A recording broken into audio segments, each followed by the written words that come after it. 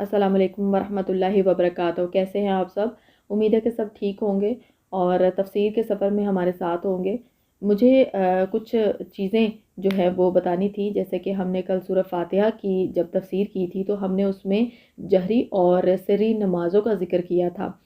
ہمیں ان طرح کی یعنی کہ آواز کے ساتھ پڑھی جانے والی نمازیں اور آواز کے بغیر پڑھی جانے والی نمازوں کا فرق بھی پتہ ہونا چاہیے، اور دوسرا ان کی وجوہات بھی پتہ ہونا چاہیے کہ ان کا بیک گراؤنڈ کیا ہے، اور نبی پاک صلی اللہ علیہ وسلم کے زمانے میں ایسا کیا ہوا تھا کہ اللہ تعالیٰ نے ارشاد فرمایا تھا کہ کن نمازوں کو آپ آواز کے ساتھ پڑھ سکتے ہیں اور کن نمازوں کو آپ آواز کے بغیر پڑھیں۔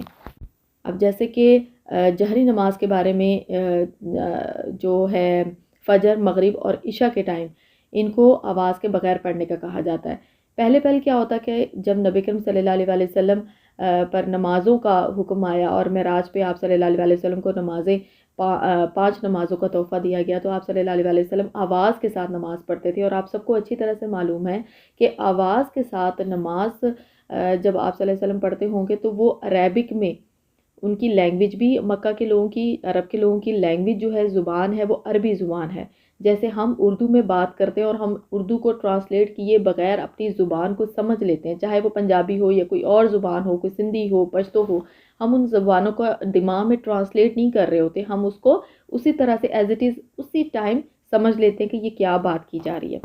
اسی طرح سے جو عرب کے لوگ تھے وہ اپنی عربی کو اچھے سے جانتے تھے کہ نبی پاک صلی اللہ علیہ وسلم جب پڑھا کرتے تھے نماز کو قرت کے ساتھ، اور اس میں توحید کا ذکر ہوتا تھا۔ ہم نے 30 پارہ میں جب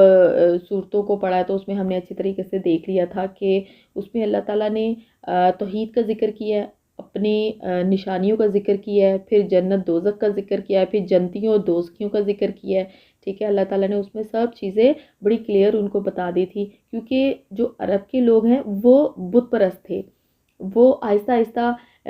جو ابراہیمی مذہب تھا اس میں تبدیلیاں کرتے کرتے وہ بت پرستی کی طرف آگے تھے، اور ان کو اس چیز کا احساس ہی نہیں تھا کہ وہ ایک اللہ کو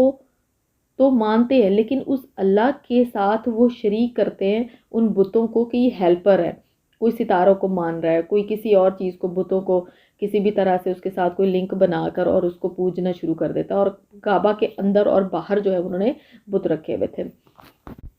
تو جب آپ صلی اللہ علیہ وسلم اپنی نمازوں میں قرات کرتے تھے آواز کے ساتھ تو ان کو بڑا گراں گزرتا تھا، بڑے وہ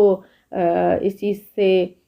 آپ صلی اللہ علیہ وسلم کو ڈسٹرب کرنے کی کوشش کرتے تھے کہ وہ توحید کا ذکر کیوں کر رہے ہیں، وہ ایک اللہ کی عبادت کا ذکر کیوں کر رہے ہیں، وہ ہمارے خداؤں کو برا کیوں کہہ رہے ہیں۔ تو ادھر آپ صلی اللہ علیہ وسلم آواز کے ساتھ نماز پڑھ رہے ہوتے تھے، قرات کر رہے ہیں، اور ادھر کفار سمجھ بھی رہے ہیں کہ یہ کیا کہہ رہے ہیں، ان کو سمجھ میں آ رہا، اور وہ اتنا شور شرابہ کرتے تھے اس چیز کو، اتنا زیادہ وہ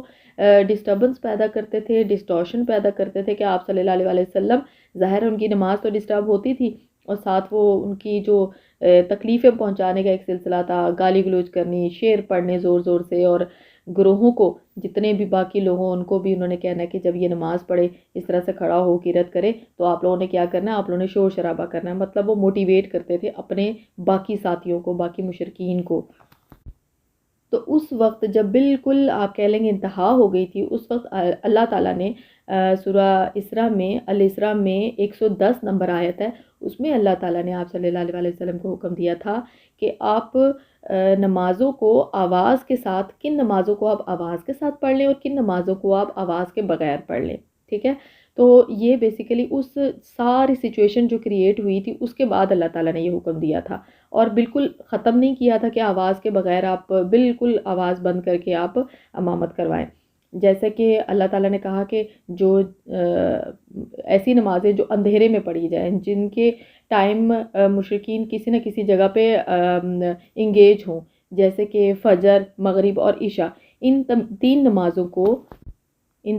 کو اللہ تعالیٰ نے کہا کہ آپ آواز کے ساتھ پڑھ سکتے ہیں، کیونکہ فجر کے ٹائم اور عشاء کے ٹائم تو ایسا وقت ہوتا تھا کہ اس ٹائم وہ مشرکین سب سو رہے ہوتے تھے۔ ٹھیک ہے، اور آپ کو پتہ ہے کہ مغرب کا ٹائم ایسا ہوتا ہے 6-7 کا، یا 7-8 کے قریب، 6-7 کے قریب یہ ٹائم ہوتا ہے، اور آج کل جیسے سردی ہیں تو اسی حساب سے اندھیرا ہو جاتا ہے، تو اس وقت ان کے کھانے پینے کا ٹائم ہوتا تھا کہ وہ رات کے ٹائم کا کھانا کھا رہے ہوتے تھے، تو وہ پھر نہیں جاتے تھے یا اس جگہ کے آس پاس نہیں ہوتے تھے، تو اس وقت ان 3 نمازوں میں اللہ تعالیٰ نے آپ صلی اللہ علیہ وسلم کو کہا کہ آپ آواز کے ساتھ امامت بھی کروا سکتے ہیں اور آواز کے ساتھ ساتھ نماز بھی پڑھ سکتے ہیں۔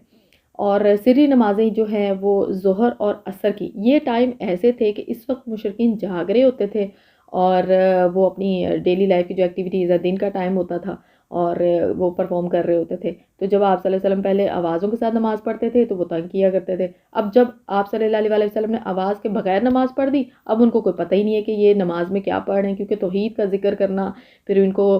بتوں کی پرستش سے روکنا، ان کو ایک اللہ کی عبادت کے لیے کہنا، اور اس کے بعد آپ کو پتہ ہے جتنی بھی ہم نے سورہ دیکھی ہیں 30 پارہ کی، اس میں آخرت کے اوپر یقین رکھنا کہ جتنا کچھ بھی تم کر رہے ہو نا ان کا پوچھا جائے گا آخرت میں۔ تو جب وہ آپ صلی اللہ علیہ وسلم خاموشی سے نماز پڑھنے لگے تو انہوں نے تنگ کرنا بھی کم کر دیا۔ تو یہ سلسلہ جو ہے یہ چلا تھا سری اور جہری نمازوں کا آپ صلی اللہ علیہ وسلم کی لائف، مطلب مکمل لائف جو ہے، جتنی بھی انہوں نے نمازیں پڑھی ہیں اپنی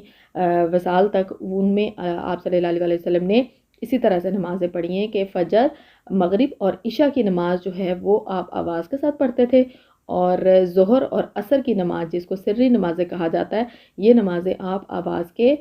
بغیر پڑھا کرتے تھے، کیونکہ آپ صلی اللہ علیہ وسلم کا ہر عمل جو ہے وہ سنت ہے، اور سنت کو ریٹن فارم میں ہمیں احادیث میں ملا ہے۔ تو آپ صلی اللہ علیہ وسلم جس طرح سے نماز پڑھتے رہے وہ ہمیں کرنا ہے۔ اور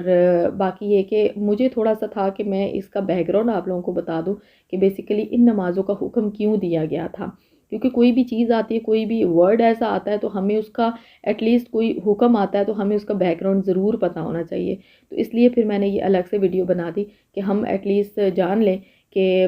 کب اللہ تعالیٰ نے یہ حکم دیا کہ ظہر اور عصر کی نماز کو جو ہے وہ آپ آواز کے بغیر پڑھیں۔ اور یہ ہم جیسے ہم گھروں میں نماز پڑھتی ہیں تو ہم بھی اس چیز کو فالو کر سکتے ہیں، آپ صلی اللہ علیہ وسلم کی سنت، اللہ تعالیٰ کا حکم ہے، تو ہمیں فالو کرنے میں تو کوئی حرج نہیں ہونا چاہیے، بلکہ اگر ہم آواز کے ساتھ نماز پڑھتے ہیں تو ہمیں اس کا فائدہ یہ ہوگا کہ ہم اپنی قرأت کو خود بھی اپنے کانوں سے سنیں گے، تو ہم زیادہ اچھے سے فیل کر سکیں گے کہ ہم اگر الحمدللہ رب العالمین بول رہے ہیں، الرحمن الرحیم بول رہے ہیں، تو ہمیں اس کا مطلب بھی پتہ چلے گا، ہمیں اپنی قرأت کی جو ہے وہ خوبصورتی کا پتہ چلے گا، ہمیں اس چیز کا احساس ہوگا کہ ہم اللہ تعالیٰ کے سامنے کھڑے ہیں اور ہم اللہ تعالیٰ سے بات کر رہے ہیں۔